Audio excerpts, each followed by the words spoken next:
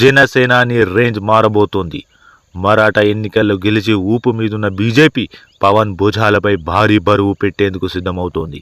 ఇన్నాళ్ళు ఏపీలోనే deputy CM పవన్ను వాడుకున్న BJP ఇప్పుడు నేషనల్ లెవెల్లో ముందు నిలబెట్టేందుకు గ్రౌండ్ వర్క్ షురూ చేసింది. అయితే మరాఠా గడ్డపై పవన్ ప్రసంగాలు బీజేపీకి 5 నియోజకవర్గాల్లో ఘనమైన విజయానికి బాటలు వేశాయి. అసలు గెలవని నియోజకవర్గంలో కూడా పవన్ ప్రచారం ఆ పార్టీకి ప్లస్ అయింది. ఇది గమనించిన బీజేపీ అగ్ర నాయకత్వం ఇక కాలయాపన చేయొద్దని ఫిక్స్ అయింది. అందుకే సౌత్ ఇండియా బాధ్యతలను పవన్ భుజానికి ఎత్తాలని బీజేపీ అధిష్టానం వర్కౌట్ చేస్తోంది. సౌత్లో బీజేపీకి అంత పాజిటివ్ వాతావరణం లేదు. కర్ణాటక మినహా ఆ పార్టీకి బలమైన గ్రౌండ్ లేదనే చెప్పాలి. కర్ణాటకలో కూడా బీజేపీకి బలమైన నాయకత్వం కరువైంది. తెలంగాణలో ఇప్పుడిప్పుడే బలపడుతున్న బీఆర్ఎస్ను కాంగ్రెస్ ఎంతవరకు కంట్రోల్ చేస్తుందో క్లారిటీ లేదు. టీడీపీ సహకారంతో తెలంగాణలో పార్టీ బలోపేతానికి వర్కౌట్ మొదలుపెట్టారు. కాంగ్రెస్లోకి వెళ్ళలేని నాయకులను బీజేపీలోకి తీసుకోకుండా టీడీలోకి పంపుతున్నారు. ఇక మహారాష్ట్రలో బీజేపీ తిరిగి అధికారం చేజిక్కించుకుంది. ఇందులో పవన్ పాత్ర కూడా మరువలేనిది. కర్ణాటకలో మరో 3 ఏళ్లలో ఎన్నికలు ఉన్నాయి. అక్కడ కూడా జనసేనాని ఫాలోయింగ్ కాస్త కూస్తూ ఉంది.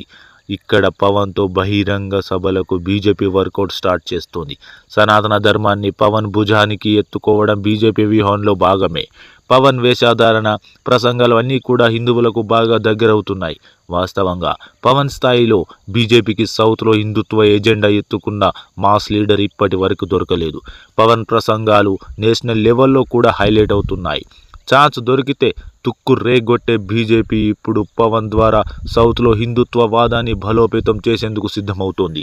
తమిళనాట బీజేపీకి అనుకూల పవనాలు లేవు. అక్కడ తెలుగువారి సంఖ్య బలంగానే ఉంది. పవన్కు అక్కడ ఫాలోయింగ్ ఉంది. హిందుత్వ వాదం తమిళనాట బలంగానే ఉన్నా బీజేపీకి పాజిటివ్ వాతావరణం లేదు. అందుకే ఇప్పుడు పవన్ను అక్కడ కూడా ప్రయోగించి బహిరంగ సభలు నిర్వహించేందుకు సిద్ధమవుతున్నారు.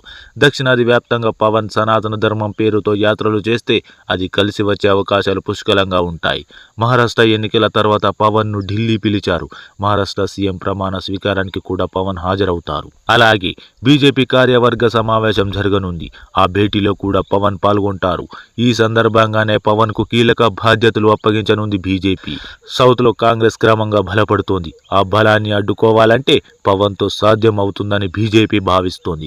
రాహుల్ గాంధీకి సౌత్లో మంచి ఇమేజ్ ఉంది. పవన్కు 3 తెలుగు రాష్ట్రాల ఫాలోయింగ్ ఉంది. ఇప్పుడు మహారాష్ట్రలో కూడా ఉందని రుజువైంది. అందుకే ఇక ఆలస్యం చేయడం లేదు బీజేపీ. జమిలీ ఎన్నికలపై కేంద్రం ఫోకస్ చేసింది. ఈ సమయంలో సౌత్ కీలకం కానుంది. హిందీ బెల్ట్లో మొన్నటి ఎన్నికల్లో బీజేపీకి అంత పాజిటివ్ వైబ్స్ ఏం కనబడలేదు. అందుకే సౌత్పై ఎక్కువ ఫోకస్ చేస్తోంది. ఏపీలో టీడీపీతో స్నేహం చేయకుండా ఇతర రాష్ట్రాల మీద దృష్టి సారించి బలోపేతం కావాలని మోడీ షా భావిస్తున్నారు.